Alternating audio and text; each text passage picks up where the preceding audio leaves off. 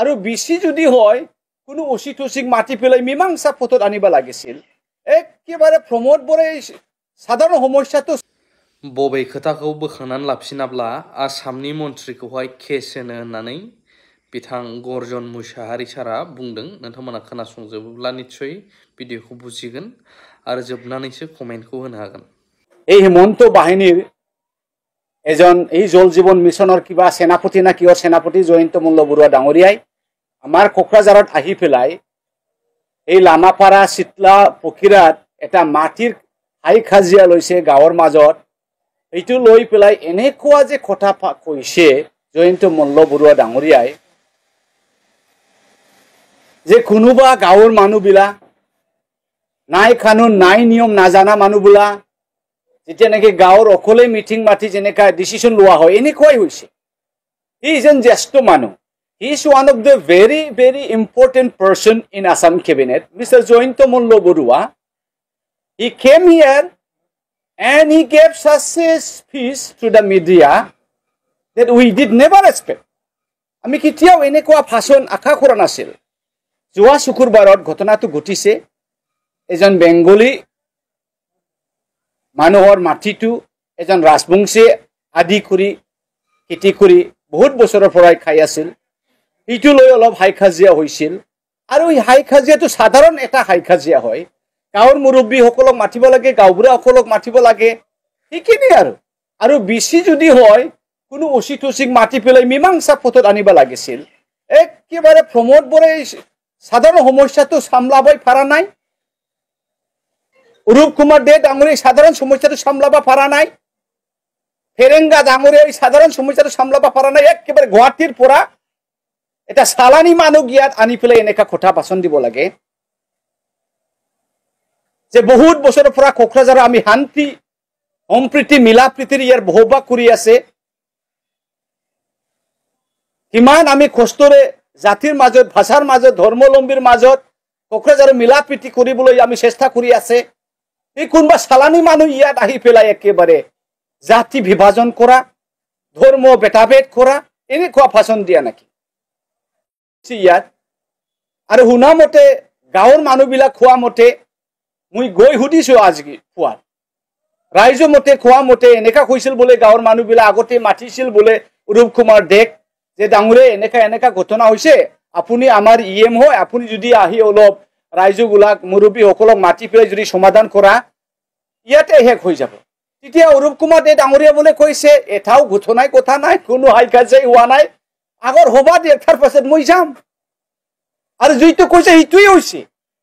সি গৈ পেলাই এটা সমাধানৰ এটা কিবাহে পদক্ষেপ ল'ব লাগিছিল। তাতে বোলে কৈছে একেবাৰে বাধা দিয়ক, হাল মাৰা শুৰু কৰা, গুলি অৰ্ডাৰ দিয়ক, গুলি কৰা, সেইবিলাক ভাষণ হয় নাকি? ইয়াৰ উপৰিও এটা খুব দুখৰ কথাটো যে জয়ন্ত মল্ল ডাঙৰীয়া যি কথা কৈছে যে সেইটো বোলে ঘটনাটো সেই ধুবুৰীত আমাৰ কংগ্ৰেছৰ একেবাৰে জ্যেষ্ঠ নেতা লোকসভাৰ MP ৰকিবুল হুছেইন ডাঙৰীয়া যে জিকি গৈছে ধুবুৰীত, সেইটোৰ কাৰণে বোলে মাইনৰিটি মুছলিমসকলে বোলে খুব মানে সাহস পাইছে। এইবিলাক এটা মন্ত্ৰীৰ ভাষণ হয় নাকি? যি ঠাইত ৰকিবুল হুছেইন এই কানেকশ্যনৰ কোনো কানেকশ্যন নাই, এই ঘটনাৰ কোনো কানেকশ্যন নাই, কোনো লেনা দেনা নাই, এই হৈছে ধুবুৰীৰ MP। যদি হ'ব লাগিলেহেঁতেন এই জয়ন্তকে দুচিব লাগিছিল। এই জয়ন্ত ইয়াৰ পৰা জিকি গৈছে, বিজেপিৰ কেন্দ্ৰীয় জয়ন্ত ইয়াৰ পৰা জিকি গৈছে, এই গতিকে উমুক চুমুকে এইটো সাহস পাইছে, এইবিলাক কথা কিয় কোৱা নাই? এই গতিকে এইটো খুব দুৰ্ভাগ্য কথা। এইবোৰ কথা একেবাৰে জয়ন্ত মল্ল ডাঙৰীয়া ক'ব নালাগিছিল। আমি দাবী কৰিছো কংগ্ৰেছৰ পৰা যে খালি অহাকালিৰ মাজত সি যদি নিজৰ বক্তব্য যদি উঠাই নলয়,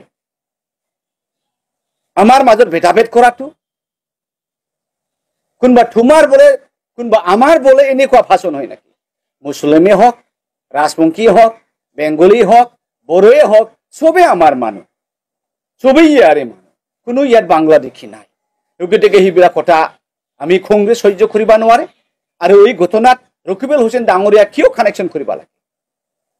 ৰকিবুল হুছেইন ডাঙৰীয়াৰ লগত কি লেনা দেনা আছে? এই গতিকে সেইবোৰ একে কথা, বেচলেছ কথা। It doesn't have any kind of fact. He is just speaking in order to create some kind of tension. It is really a communal language. Mr. Joyento Molla Burua are supposed not to address in this way.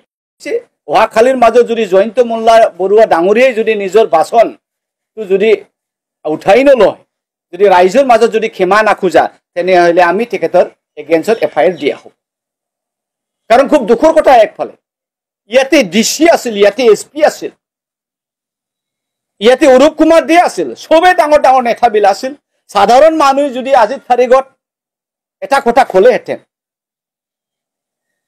এবার যেতিয়া নাকি চিনালিত বম বিস্ফোরণ হয়েছিল মানুহ হত্যা করেছিল বম বিস্ফোরণ হওয়া নাই গুলিয়ে হত্যা করা আছিল তেতিয়া হুজির এক সপ্তাহ আগর হুজি বলে বহুত হাই হাল্লা হয়ে আছে এই গতিকে গর্জনে হয়েছিল যে এইটো হুজি এক্সট্রিমিস্ট হব পারে ইয়াৰ কারণে এসপিএ যে আমাক ইমান মাটি ফুলাই ইমান কথা জবাব লৈছে এই বিলাকিও কথা কব লাগে জাতিৰ মাজত এটা উত্তেজনা কথা কৈছা নহয় তুমি ইতি আজিৰ এসপি ডাঙৰীয়া কি কব জয়ন্ত মোল্লা বুৰুৱাৰ ডাঙৰীয়াৰ এগেইনষ্টত কি একশন লব আমাৰ এসপি পাৰিবা নাকি আইএনটো সকলৰ কাৰণে আইএনটো জয়ন্ত মোল্লা বুৰুৱাৰ ডাঙৰীয়াৰ কাৰণে আৰু আইএনটো গৰ্জন মুছাহাৰীৰ কাৰণে এই গতিকে এসপি ডাঙৰীয়া যিমান পাৰে ইমান আমাৰ এফআইআৰ টু দিয়ালগে লাগে এই ক্ৰিমিনেলক এই ভাৰকাও বাচন দিয়া মানুহ জয়ন্ত মোল্লা বুৰুৱা ডাঙৰীয়াক এৰেষ্ট কৰিব লাগিব আমি ডিমান্ড দিছো